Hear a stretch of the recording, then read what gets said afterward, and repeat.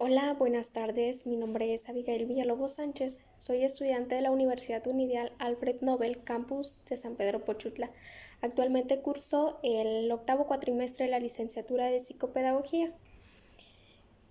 En esta ocasión, de este primer parcial del primer bloque de la materia de educación especial, vamos a hablar acerca, pues principalmente de qué es la educación especial, ¿no? Sin embargo, ha tenido como que grandes acontecimientos a partir de algunos siglos, a partir de algunos antecedentes y de algunos filósofos que han aportado y han realizado grandes aportaciones hacia la educación especial. Como bien sabemos, es un tipo de educación que se le brinda a aquellas personas que tienen algún tipo de discapacidad, ya sea visual, auditiva, motriz o también aquellas que tengan un tipo de trastorno para el aprendizaje, como es dislexia, disgrafía, discalculia, algún problema para que el niño pueda lograr su objetivo y asimismo llevar a cabo la construcción de su aprendizaje. Voy a retroceder un poquito con respecto a algunos antecedentes. Iniciamos a partir del siglo I, donde los niños deformes recibían atención en un barco funerario. Todos aquellos niños que nacían con alguna deformidad, pues eran atendidos en este tipo de barcos donde eran desalojados, ahora sí, desde que pues su mamá les daba luz, ¿no? Sin embargo, también voy a considerar a tres filósofos que considero que fueron muy importantes, algunos en defensa y algunos en contra, y uno de ellos fue Aristóteles, ¿no? Él escribió más que nada en su política que ningún niño deforme merecía vivir. Entonces, él defendía, ahora sí, la ley contra el aborto, ¿no? Que decía que si un niño venía con alguna discapacidad, con algún tipo de retraso mental, mejor que se le hiciera el aborto, pues ahora sí a la madre de familia. Sin embargo, también Platón fue el que los catalogó como los débiles, ¿no? Y decía que ellos no tenían un lugar en la sociedad, aquellas personas que tenían un retraso mental.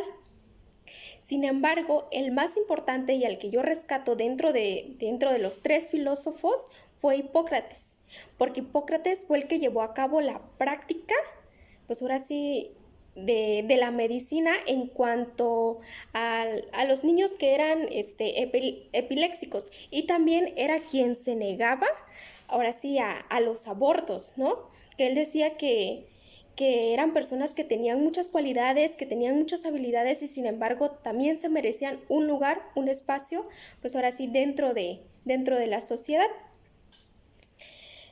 Sin embargo, en la cultura romana, pues ahí pues asesinaban a los niños con malformaciones. El niño que nacía con, con un labio lapurino, se le puede llamar así, pues tenía alguna malformación y por ende no los dejaban con sus padres, sino inmediatamente pues eran asesinados.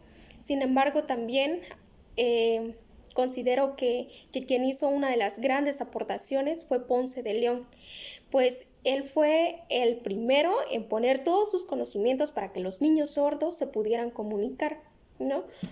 Como en la actualidad ahorita nosotros conocemos un tipo de lenguaje que utilizan este tipo de niños para que se puedan comunicar, que es el lenguaje de señas.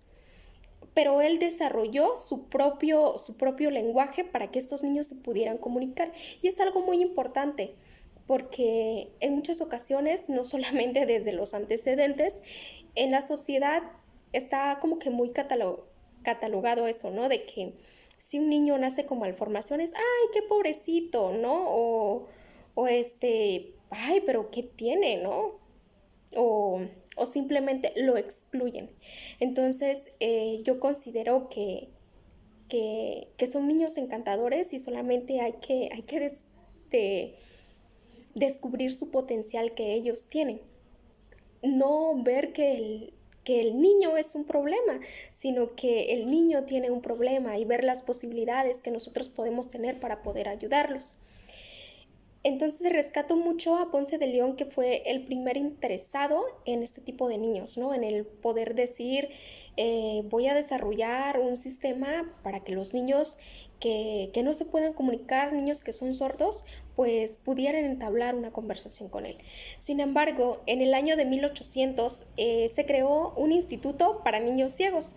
Es ahí donde se desarrolló el sistema del braille para la lectura y la escritura, ¿no? Entonces ha habido muchos acontecimientos, después empezaron a surgir instituciones educativas a donde aceptaban a diferentes tipos de niños con diferentes tipos de discapacidades, ¿no?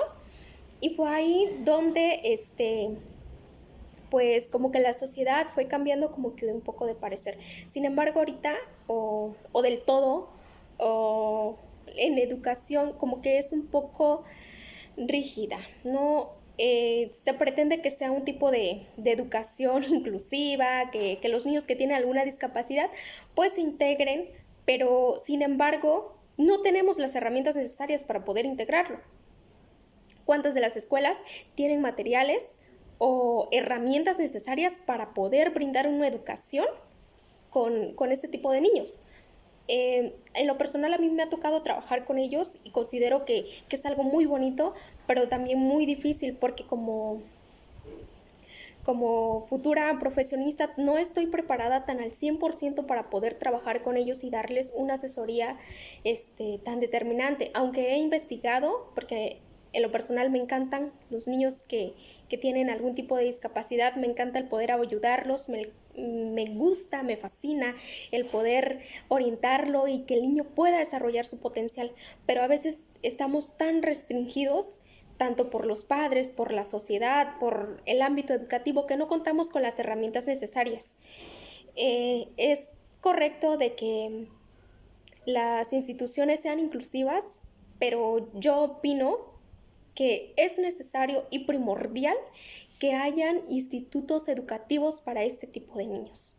Exclusivamente, no es excluirlos, sino es tratar de integrarlos primeramente con las necesidades que ellos tienen para que ellos se puedan desarrollar en el ámbito social, ¿no? Y puedan ellos destacar, que ellos no se sientan apenados, que ellos no los miren con lástima, sino que vean las grandes habilidades que ellos poseen, ¿no? Entonces, a partir de ese año empezaron a crear lo que son institutos educativos para poder trabajar con este tipo de niños y brindarles más que nada en una educación de calidad. Aunque pues ahorita todavía no lo hemos logrado en la totalidad, pero considero que tanto los materiales, la autonomía curricular, también el currículo educativo debe estar adaptado para ese tipo de niños, porque si nos vamos a la autonomía curricular, nos trae lo básico, ¿no? Y en algunas ocasiones nos dicen, bueno, rebájalo al nivel cognitivo del estudiante. Bien sabemos que no todos tienen el mismo proceso ni la misma capacidad para aprender, pero sin embargo hay niños que tienen diferentes tipos de potenciales y que considero que como docentes debemos de tener una buena preparación para poder darles un seguimiento, porque en ocasiones atendemos a 10, 15, 20, hasta 30 niños, pero ¿qué pasa cuando nos llega un niño que tiene una discapacidad motriz? Como que nos desesperamos, como que no sabemos qué hacer y sin embargo lo terminamos descuidando, ¿no? O me enfoco a mis 20 niños que están bien, hablando físicamente, y descuido a un niño que también merece un tipo de educación y que sin embargo a veces se las negamos porque no tenemos las herramientas, ¿no?